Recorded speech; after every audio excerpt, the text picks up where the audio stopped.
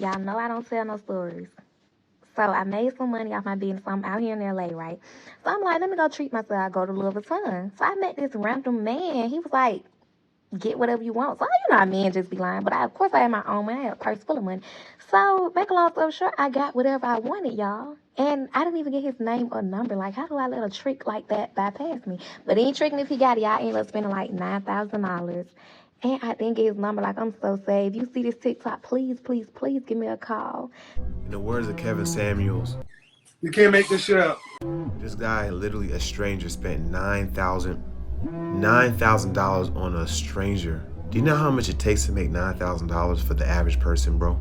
$9,000. The simplification of a man in 2023 seems like it's at an all-time high. Boys and girls are roughly the same size and roughly the same strength, but men get bigger at puberty when the testosterone kicks in, and more importantly, not only do they get taller and heavier, but their upper body strength is much higher. Now, it is the case that if you look at the statistics for physical altercations in marriage, women attack their husbands more often than husbands attack their wives. Why is that? Let's assume that there isn't any reason other than both people in a relationship can get upset, and the women know that if they hit their husbands, nothing's really going to happen. Because if you're a woman about that high and your husband is, say, my height, unless you hit me with an object or something that's sharp, the probability that you're going to do me any serious damage is pretty low. But if I do the reverse and hit you and I really hit you, then I might kill you. And so at least one of the reasons why women can be more physically aggressive in minor ways in a relationship is because everyone knows, the wife and the husband equally, that the consequence of the physical aggression is much more limited. So men do more serious damage to women, but women are more aggressive in relationships. Which is crazy because at the end of the day, that's still a risk. Even a guy who doesn't even believe in hitting a woman back, that's still a risk. I think women should be held equally accountable for hitting a guy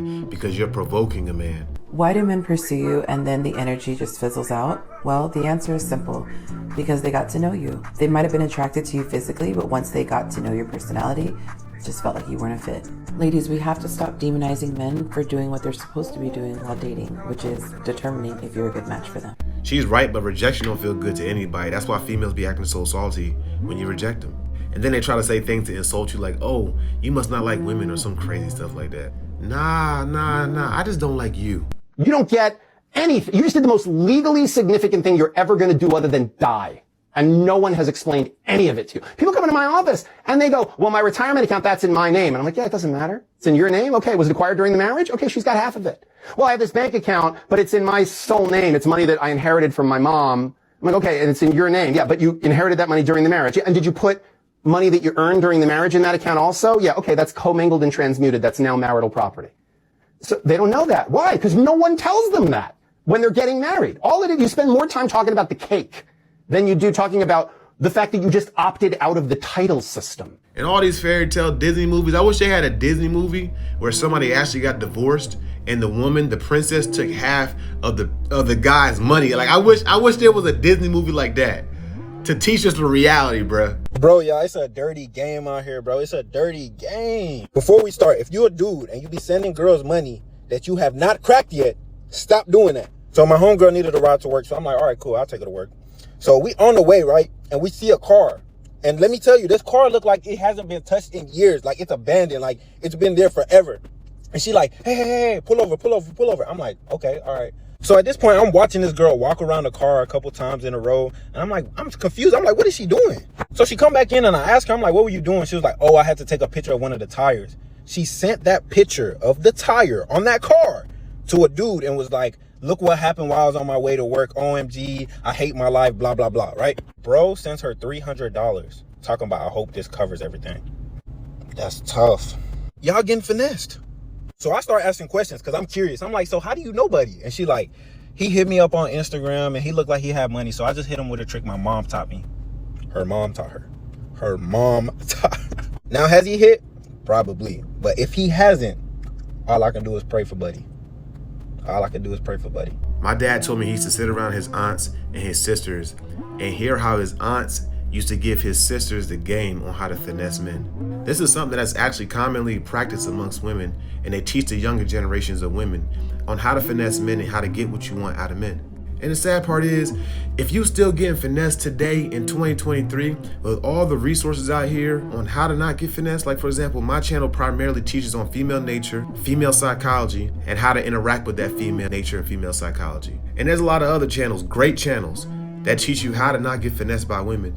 and dudes are still getting finessed. Bro, that's crazy. If you start contacting her, blowing her phone up, or watching her stories, or phoning her mom, and doing all these things that are emotional actions, she's naturally going to be less attracted to you. And you're going to push her further and further and further and further away until she lands on something you don't want her to land on. And that's the dude down the street, right? You know, I've never done this because I've never been that obsessed over a woman, but I've had friends who literally did that same thing. And that is the results every single time. They always lose interest. Like 100% interest. They lose all the interest that they ever even had. It's all gone. It's gone. Sometimes we ask people to show up in a way that they're not capable of showing up, and then we get mad at them that they couldn't show up the way we wanted them to show up. And she was like, if you know this person can't show up for you like that, why do you keep putting them in a position to fail you? Because she got a big butt. I've seen dudes get cheated on by a female, dogged out, whatever situation, and the dudes take her back because she looked good. She showed you who she is, or she showed you who she was, and you still here. You know how many times I've asked the man if he's married and him say yes, but? Why you mean but? You don't have to worry about me getting married. The man embarrass you. Yeah, that's crazy. That's synonymous to you asking a female, like, you got a boyfriend? And she be like, yeah, sorry. Like, what do you mean sorry? Why are you sorry about that? This is what I don't understand, okay? I don't understand how men try to go after a baddie, quote unquote, try to date a baddie, and then be mad that while in the relationship, she continues to be a baddie. I don't get that. You chose her because she was a baddie, right? But now all of a sudden she's supposed to be invisible to other men around, and you're mad at her because she's cute? You're mad at her because other men are trying to talk to her? You're insecure. We don't get mad when other dudes try to talk to her. We know she's a baddie. We get mad when she presents as single, when she's dressing like a thought.